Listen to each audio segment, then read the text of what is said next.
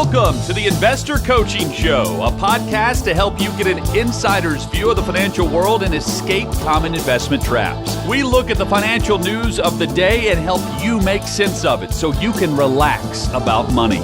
And here's your host, Paul Winkler. And welcome to the Investor Coaching Show. I am Paul Winkler. He is Evan Barnard, hanging out with me in the studio and going to take the second half and run with it today. So I get all the topics the first half. It's all me. I back cleanup. You back cleanup. That's right. That's what I need. Get the good stuff the second hour. That's right. I get the slow students. Oh man, that portfolio you sent today, that was interesting. Yeah, that was interesting. I didn't realize that that there were so many investment managers still using individual stocks. How backward, especially when you look out at the data on actively managed. A portfolio of all stocks. I haven't seen that in years. Yeah. I hadn't seen that in a long, long time. But, the idea, you go, well, what's the problem with having a bunch of individual stocks, Paul? Well, the problem is that you're assuming these companies want to pay more to use your money than other companies, number one. Or you're assuming that they have the ability to figure out which companies are going to have higher returns in the future. And, just look at the people throwing darts at the stock tables and that's not true. They don't have that ability. There's no magic there. These investment advisors will do that and say, hey, look, you'll avoid the management fee. You got their management fee, of course, but you avoid the additional management fee of the mutual fund is the idea. But the reality of it is that the underperformance historically of those active managers is it's horrendous. It's bad. And you're not really gaining anything except for you're getting more risk. I mean, I suppose you gain that.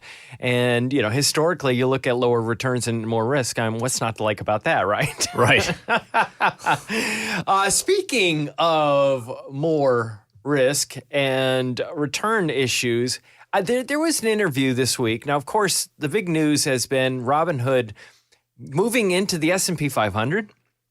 The idea that they're going to be, they're getting that big. Now, how do you get really, really, really big? Well, you make lots of profits and you become very, very sizable and you attract a lot of investors.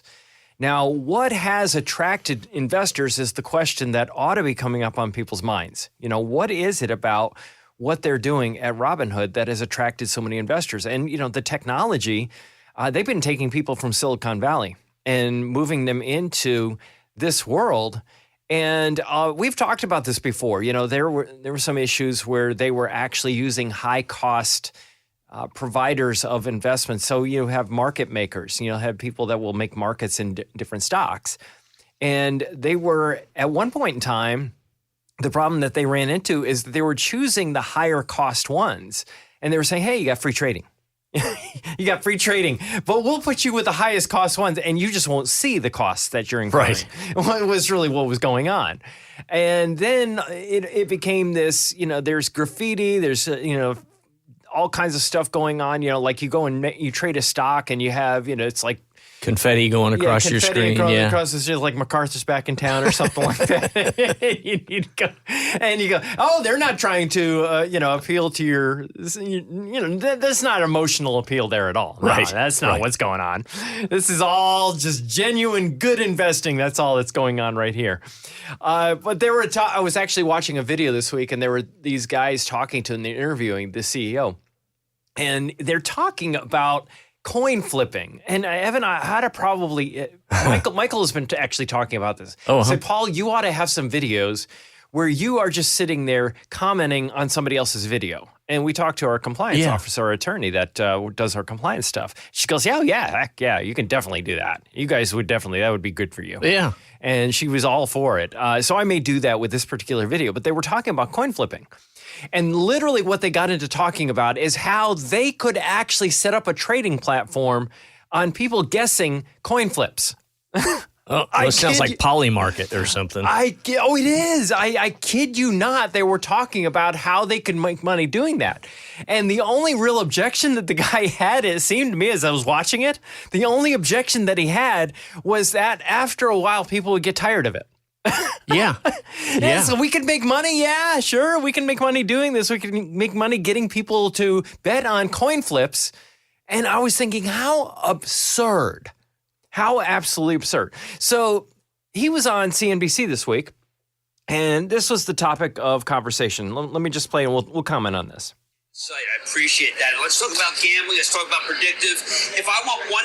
Yeah, Kramer says right off the bat, let's talk about gambling. Let's talk about predictive with an investment management company or an asset,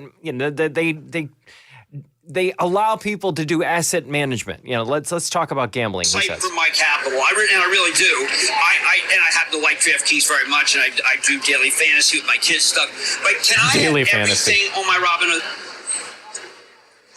Can you get anything? You can have many things. Prediction markets, as you mentioned, is one of the new exciting things that Robinhood is leading in. And you have a bunch of different events that you can trade if you're a trader. You can also use the prediction markets as a source of information for what traders are doing and where we think the world is going to go. So predictions about the future. Investainment comes to mind as the old John Bogle line is. Yeah, Investainment. Yeah. It's just entertainment, investing entertainment. For example, you've got CPI coming in later this week. We know we had producer price index coming in a little bit earlier, but there's actually markets on how many Fed rate cuts are anticipated in September or through the end of the year. And we also have prediction markets on the consumer price index, which I think is a valuable source of macro information as well. Yeah, this is great stuff. This is what passes as investment management advice. What do we think is going to happen in this area? What are other traders doing? What are they doing? I mean, what's the difference between that and coin flipping? I don't know. Right. I don't know that I know the difference, Evan. Well, I mean, at least you know the odds on a coin flip. Well, that's true. You have total information that it's a 50-50 chance that it's heads or tails. You don't really know the odds on any of the prediction markets just by nature. And the issue really is that the odds would probably be less than 50-50 simply because of the cost. Yeah. You have a cost incurred. At least I don't have a cost when I flip a coin. You don't get a bill. Right. Well, I guess you would if they were actually having you bet on it. They would make money on it. So I guess the odds would go less than 50-50, wouldn't they? It's almost like I didn't even think about that, but yeah. When Kramer was describing that, it does sound like Robinhood has added some aspect of a Polymarket kind of a thing onto their platform. Right. Maybe not to political events, but economic data. And to me, it almost smells like throwing in the towel of, well, I can't necessarily make money predicting the direction of the market if this happens. So now I'm just going to bet on whether the if this happens. Yeah. Like I could make money on guessing the interest rate even if my stocks go down. I mean, it just it's kind of crazy. Yeah, and I think there's something that was being alluded to is the idea that in most places you still can't engage in I guess on a lot of places those barriers are coming down. Outright gambling. Horse racing. I grew up in upstate New York, right? So in upstate New York, one of the things that I did when I was in college, I was working for a company that serviced the New York State Lottery. And of course, you had a government-sanctioned gambling event going on there. But the other thing that we serviced off-track betting, which was horse racing. And I grew up not too far from Saratoga, New York. Thank you, Carly Simon. Went to Saratoga, and your horse naturally won, right? But that was something that I grew up around. Is a lot of that stuff, and I can count on one hand. I actually, if I removed a few fingers, it would probably work better. I could count on one hand how many times I actually went to the track. Right. I just had absolutely no desire to do that whatsoever. But that's what it sounds like to me, is just horse racing. And it's like, okay, well, I can't do that. We don't have a horse track here in Nashville. Let's just jump online and trade stocks and do that. And and let's see if we can get lucky. And, you're looking for how many other services can we have? Well, some people, I'm sure, probably engage in other types of investing services over there. But just the fact that you're doing some of this stuff on the side it's an addictive type of activity. We know that's what happens with this type of trading. We have these adrenaline rushes, and it drives us to, dopamine gets kicked through the system, and we get addicted to this type of activity. And there's more about that to come. But check it. This is Kramer talking about crypto right there on the same show. Now, I did want to ask you about migration from crypto. I know that you and I have talked periodically. We talked before you had your app, which I think is so good. But I always felt that I wanted people to go in for crypto, even go in for options, even go in for 0-day, but then maybe gravitate and do more traditional investing along with that. Are you seeing that, or are people because you're known, of course, as being crypto, which, by the way, I love and don't think is a negative at all. What? What? I don't see it as a negative at all.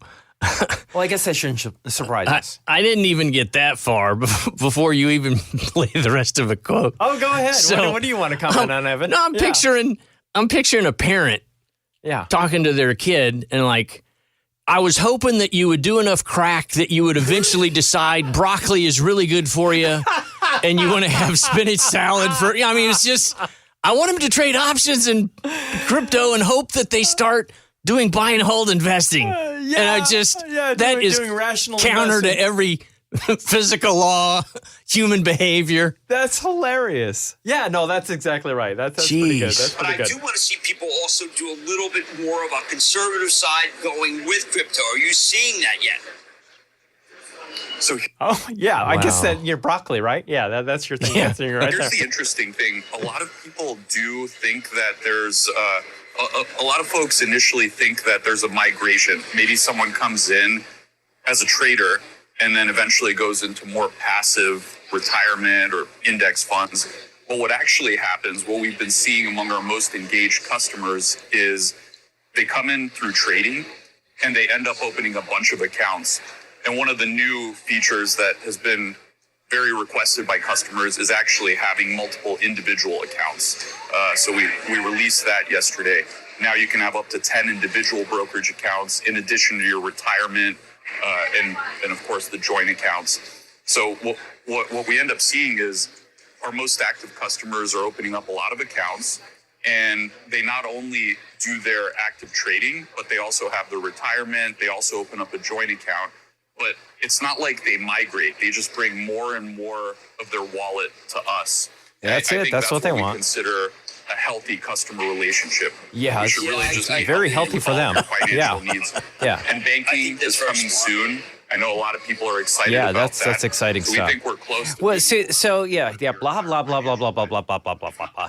Yeah, so, the thing that gets me there is this, look at the statistics on people's preparedness for retirement. They can't afford to have all of these accounts all over the place doing dysfunctional things. Right. It's not good. There's nothing good about this, but it just does feed that desire to gamble. And they have it alongside their retirement. And a lot of people don't even realize that you might have retirement accounts. And we were looking at the statistics on this week in our office because we put out a newsletter. And the newsletter that we're putting out is working through the typical investment management. And we looked at the typical mutual fund. We looked at just large blend funds in the newsletter. That's all we were looking at, as funds that were investing in big U.S. companies that were neither necessarily value or growth. They were in the middle. They were blend, is what Morningstar calls them. Yeah. And we were looking at the return of those funds, those professionally managed funds versus the S&P. And it was huge. It was something, I think, Evan, you saw it. I showed you guys the newsletter, but it was something, wasn't it, on a $10,000 investment over 10 years ago? You would have lost $7,000 of accumulation due to the active management and the way they were managing it. At least. And that was the professionals. Those were the accounts that are used for quote unquote retirement that he's referring to there. Yeah. So literally we're looking at, okay, let's add on to dysfunctional management on the mutual fund level. Let's add on that you do your own version of dysfunctional investing and see if that's a good idea. And to me, I'm thinking that is a horrible, awful, terrible idea. And yet that is what is, it's literally this company would not be entering the S&P 500 if it weren't for the popularity of this type of management style. Nick, who, when we are in the office, because we're not in the office today, when we're over in the office and he is producing the show, he told me today, because he and I were working on something else together, and he goes, "Oh, yeah, you'd be proud of me." I says, "What, man?" He says, "I was talking to this young guy, and he was talking about investing in the S&P 500, and he goes, 'Man, you need to diversify more than that.'" And he goes, "Well, what do you mean I need to diversify more than that?" And literally, Nick is quoting data that we have talked about here on the show. Hey. And I'm like, that's it. We have to get people to get this stuff. Yeah.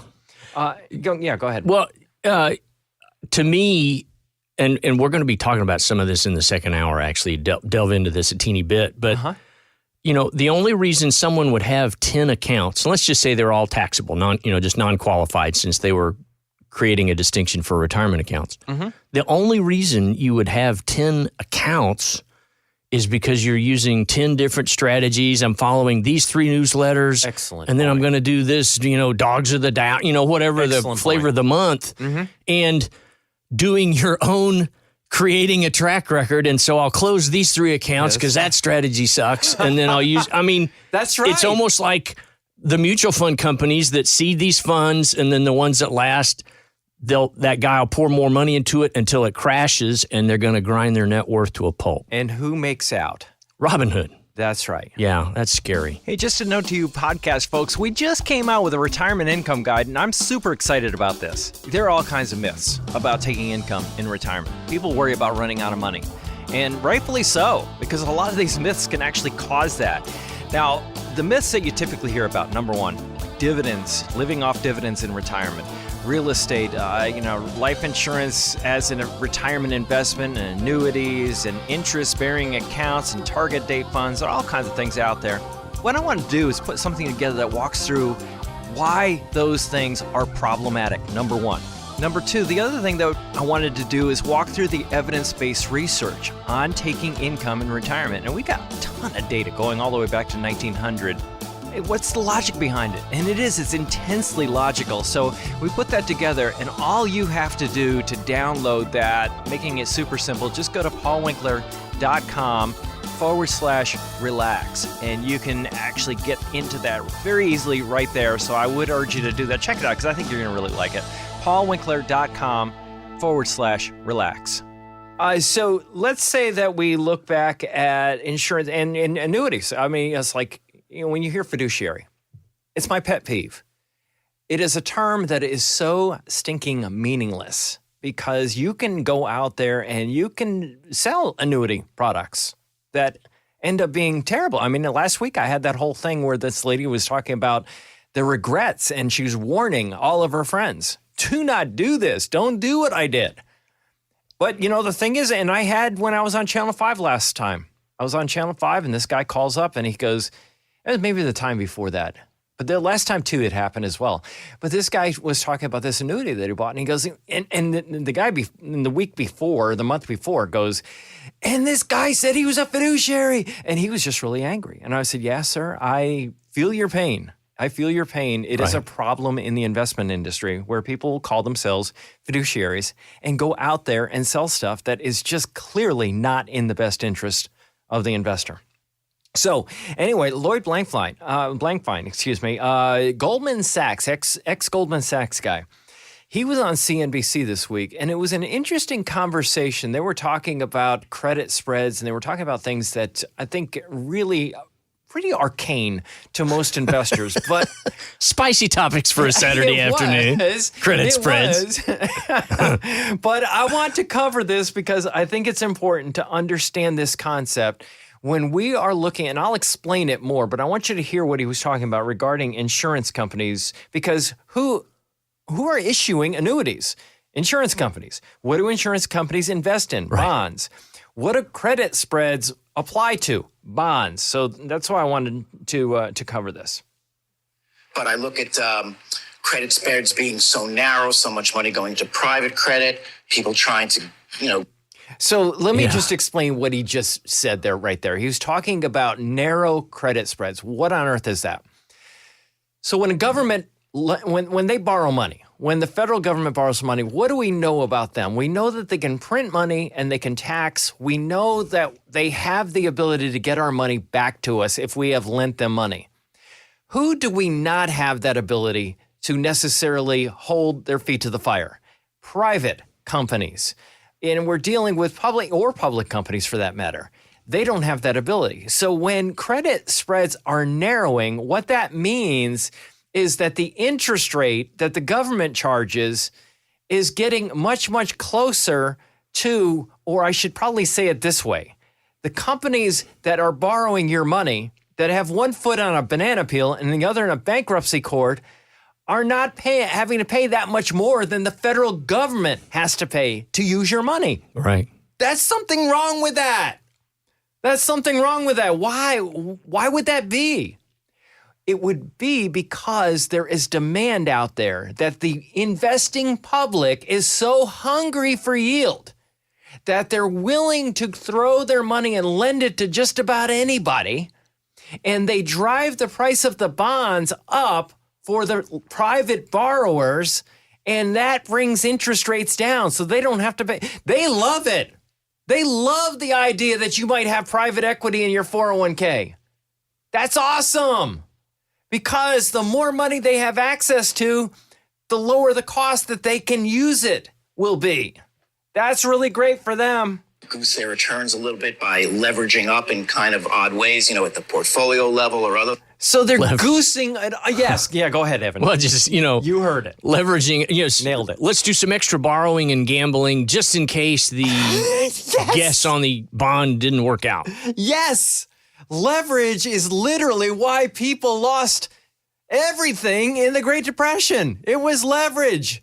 You're betting on the direction of something and you're hoping that you can borrow money and invest and get a higher return on what you invest in versus what your cost of borrowing is. Sounds really good until it doesn't work. Levels. Right. And so, leverage starts to think in. I think of the places where this is being done. A lot of these assets are being put into insurance companies where people are feel kind of assured because the long-term, the investing premia for longer-term liabilities. But if I were an insurance regulator at some point, I might say, are those assets really worth what you say they're worth? And are those are they going to come? Is it going to come to pass that you'll have the money to pay your liabilities? And let's look at that and let's mark them and let's take. There are a lot of things. Yes. That's pretty good. Isn't that really great? Yeah. I mean, just nailed it. So if I were an insurance regulator, but, I've had conversations, and a lot of times the answer is, well, we have a freedom to do business in the United States, so we got to let them do what they're going to do. And then, we got to protect the public, but, we got to let people do what they're going to do. You were talking earlier, when we came back, talking about, fiduciary and kind of our frustration on how the term gets misused. Yes. But the insurance company is absolutely acting as a fiduciary in that capacity. And so that's what that guy's referring to is that should actually have teeth. Like, hey, how can you justify putting client assets in this, tranche of bonds? Yeah. For, you're not throwing out the baby with the bathwater, but just they should be able to justify that. And most people that throw that word around wouldn't even know how to answer the question. No, Evan, you're exactly right. And it was a couple of years ago that I actually threw out the warning sign that there were a lot of data on the amount of money that insurance companies were putting at high-risk bonds. And it was super high. I want to tell you it was like 70%. It was super, super high. They were chasing yield. And that chase after yield has driven up the price of the bonds, which has driven down yields even further. And it's actually working against them. But you don't recognize the problem until it's too late. And that is typically how these things play out. And you don't know when, But this is the type of stuff that I look at and just shake my head and go, this is just not prudent. This doesn't make any sense whatsoever. Hey, this is Paul Winkler. Hope you enjoyed today's edition of the Investor Coaching Show. If you want to learn more about what we do, go to our website, paulwinkler.com. Until next time, I'm Paul Winkler, reminding you that I believe that more educated investors are more confident investors, and confident investors are more successful investors. Have a great one. Advisory services offered through Paul Winkler, Inc., an SEC-registered investment advisor. The opinions voiced and information provided in this material are for general informational purposes only and not intended to provide specific advice or recommendations for any individual. To determine what investments are appropriate for you, please consult with a financial advisor. Paul Winkler, Inc. does not provide tax or legal advice. Please consult your tax or legal advisor regarding your particular situation.